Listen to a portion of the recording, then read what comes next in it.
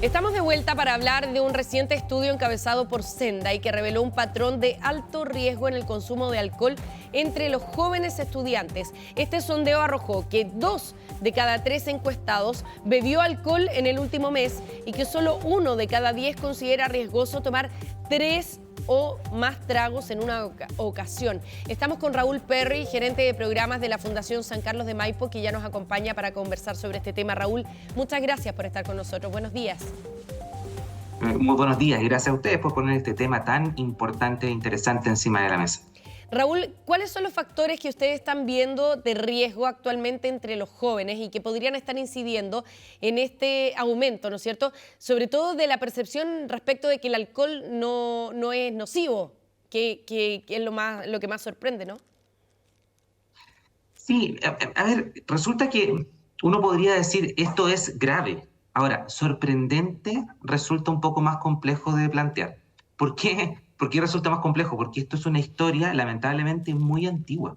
O sea, retrocedamos 20 años, y nosotros vamos a encontrar que los patrones de consumo, no en los universitarios jóvenes, sino que básicamente en nuestra población escolar, los patrones de consumo de nuestra población escolar estaban, digamos, entre un 5% de niños de octavo básico que declaraban consumir alcohol hasta un veintitanto por ciento de niños, 21,8% de niños de cuarto medio que decían consumir alcohol. Y en 20 años, hemos aumentado un 50% esas mismas magnitudes de Claro. octavo básico y de cuarto medio, a Ahora, tal nivel que en cuarto medio un 33% de los jóvenes declaran consumir alcohol en forma riesgosa. Entonces lo que tú ves ahora es una tendencia casi lineal a los jóvenes universitarios.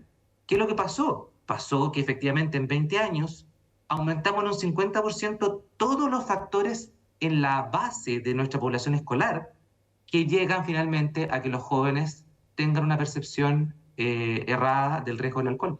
Ahora, incide aquí también nuestro aspecto cultural, me imagino yo, y el momento que estamos viviendo como país, porque hoy día, por ejemplo, cuando uno revisa la prensa, están todas las estrategias centradas en luchar contra el crimen organizado, contra la droga, sin hacer hincapié en que el alcohol también es una sustancia de partida que pudiera provocar daño y adicción a un nivel similar, quizás no de manera tan rápida como la droga, pero no haciendo hincapié en que el alcohol también es nocivo, ¿no?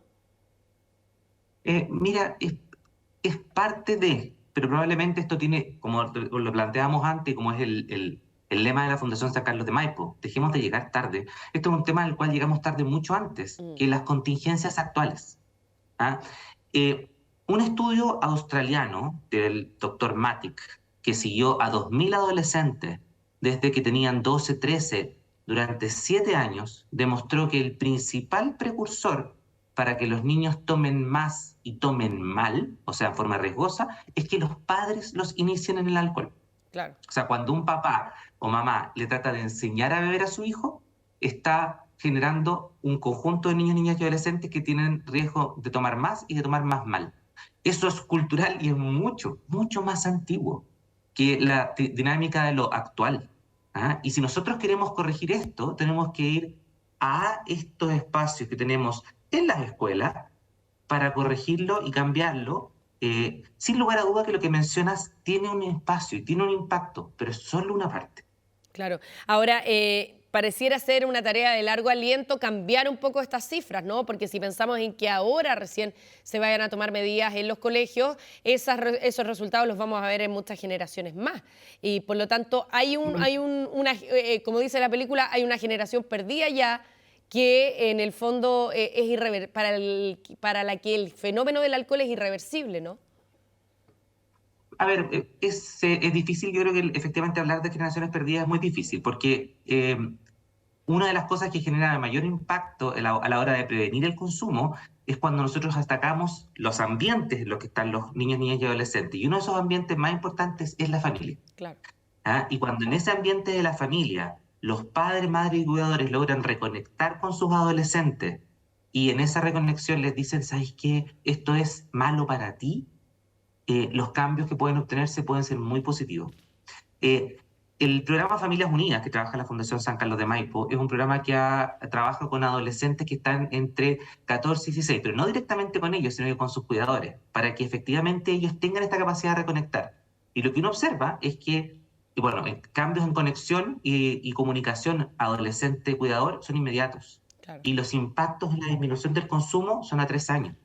Eh, la preocupación que nos tenemos que preguntar, Karina, es, ya dejamos 20 años pasar, en donde el 50% de nuestros jóvenes empezó a beber más mal, o bebió más mal en un 50%, perdón. ¿Vamos a dejar pasar otros 20 más? Y yo creo que ese es el desafío que nos tenemos que dar. Y Ahora, ahí es donde... Dime. ¿qué tanta formación tienen los padres hoy día para saber cómo comportarse frente a este tema? Porque pongo como ejemplo lo que usted está señalando. En la época de los 80, de los 90 también, los papás creían que si ellos iniciaban a sus hijos en el alcohol, era mucho mejor, era más confiable y además iban a saber tomar mejor. Es decir, estar preparados en caso de que se les pasara la mano con los tragos en alguna oportunidad.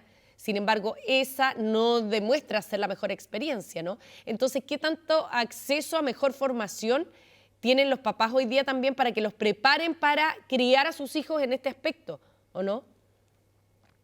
Es que es una pregunta esencial, Karina. Yo diría que, en el fondo, lo que también es cierto, y lamentablemente, tenemos 15 años de conocimiento en torno a cómo esto se hace, y lamentablemente no lo hemos estado haciendo. Necesitamos efectivamente, uno, tener la claridad de romper ciertos mitos, como que le podemos enseñar a beber a los niños, ¿ah? Y eso es un mito muy, muy, muy complejo, que hay que erradicar. Hay que postergar la edad de consumo todo lo que se pueda. Por lo menos hasta los Segundo 18, mito. ¿no? Sí, por lo menos hasta los 18, pero ahí hay que tener otro, iba justamente a destruir un Es segundo mito, y es difícil. que después de los 18, no solamente que sea difícil, después de los 18, lo que dice la evidencia es que quienes beben menos antes de los 18 siguen bebiendo menos después de los 18, Ya. y hay evidencia muy robusta de que quienes beben mal antes de los 18 beben peor después de los 18 y las consecuencias son mucho más graves. Entonces, posterguemos todo lo que se puede. Y segundo, conectemos. Ese mensaje nuestros adolescentes no lo van a recibir de nosotros si nuestra relación con ellos es lejana. Sí. Y eso requiere habilidades parentales. ¿Ah? Y eso se tienen que formar probablemente, ojalá, mientras antes lo hagamos mejor. Nosotros tenemos un segundo programa, se llama Parental Management Training Oregon Model, que en nuestra traducción chilena se llama Parentalidad que motiva con ternura y optimismo. Y es un programa que tiene una medición en Estados Unidos a 9 años plazo. No a 2 a 3, a 9 años plazo después de aplicado. Y lo que muestra esa medición es disminuciones en participación en crimen, en violencia, en consumo e incluso disminución en la pobreza de los núcleos familiares. O sea, solamente ¿Por con qué? Porque afecto, ¿no? solo con afecto, solo con comunicación, con reconocimiento a lo positivo, con validación, con una serie de técnicas que hay que entrenar, ¿ah? Y que se entrenan en plazos cortos, ¿ah? 10 semanas, 12 semanas. Pero una vez que los cuidadores aprendemos y nos incorporamos de ese entrenamiento, el tipo de relación que construimos con nuestros niños es distinto y ahí sí nos van a escuchar. ¿Ah? Sí, van a estar dispuestos a adherir a lo que nosotros les propongamos para su propio cuidado. Ese tipo de programas aún en Chile tienen coberturas muy pequeñas. Sí. Es como pretender eliminar el COVID vacunando al 1% de la población. Eso no va a pasar. Entonces, en la medida en que nosotros seamos capaces de llevar este tipo de programas de alta calidad a una gran cantidad de la población, vamos a tener transformaciones significativas. ¿Y ha habido alguna preocupación sustantiva de algún gobierno por llevar eso hacia la mayor cantidad de gente posible? Porque esto es muy privativo, mm, es muy restringido a un grupo de personas que tienen la posibilidad de escuchar estas charlas y por lo tanto la mayoría de la población no accede a estos conocimientos. Si uno le pregunta a los papás, por ejemplo, mayoritariamente que crían a sus hijos, no tienen ningún tipo de ayuda para hacerlo tampoco. Efectivamente, ha habido distintos intentos, algunos de ellos más o menos asertivos. Y uno podría destacar toda la estrategia del Chile Crece Contigo, que implementa un programa que se llama Nadie es Perfecto, que es un programa que tiene evidencia internacional de resultados. Es un programa interesante, pero su cobertura todavía es muy limitada. Y después tenemos, por ejemplo, el trabajo que ha hecho el sistema Lazos ¿cómo se llama?, de la Subsecretaría de Prevención del Delito, que incorporó 3 programas Familias Unidas, uno de ellos, el que tenemos, aportamos nosotros, Triple P y terapia multisistémica, pero también nuevamente coberturas muy limitadas que no van a alcanzar las decenas de miles de familias, digamos. Y Senda tiene un programa de parentalidad que también incorporó, pero de creación propia. Ahí en el fondo el programa tiene un poquito más de cobertura, pero nuevamente coberturas muy limitadas, tan limitadas como las anteriores. Algún esfuerzo de todas maneras hay. Haya habido entonces esfuerzos parciales pero muy limitados. ¿Ah? Y en la medida en que no tengamos una extensión importante de esto, entonces vamos a tener y vamos a sostener estrategias que parecen funcionar, pero que no funcionan, como por ejemplo los avisos, dile no a las drogas, Sí. dile no al alcohol, que en el fondo no calan en la realidad de nuestros adolescentes Por sí y solos no. familias que se distancian. No, por sí solos no. Claro. Por sí Ahora, solos no. ¿qué tanto influye esto a nivel, además, para la gente que nos está viendo, a nivel de consejo? Ya, aprovechando los conocimientos que tienes, Raúl, ¿qué tanto influye el ejemplo que dan los papás? Porque si se trata de retrasar el consumo de alcohol y los papás están el fin de semana, muchas veces pasa y es inevitable que uno va a un asado, se tome una cerveza, un pisco sour. ¿Cuál es el ejemplo que debieran dar los papás y qué tan flexible es ese ejemplo también? Mira, yo creo que es una excelente pregunta. Nosotros lo que hemos ido trabajando cuando hemos trabajado, y por recomendación de los creadores del programa, ninguno de los programas que te he comentado en los que trabaja la Fundación San Carlos de Maipo han sido creados por la Fundación, son programas que vienen desde afuera de Chile y han sido validados para que funcionen dentro de Chile con las particularidades de Chile. Pero lo que nos enseñan es no cuestione al adulto, porque lo que vamos a conseguir con eso es que se reste. Pero Claro. en la medida en que va avanzando en conocer lo que le proponemos para sus adolescentes, ellos mismos también van cuestionando su propia práctica. El ejemplo es muy importante, ¿eh? El ejemplo es muy importante. Pero yo diría que es tan importante como el ejemplo por ejemplo, validar lo que sienten nuestros adolescentes.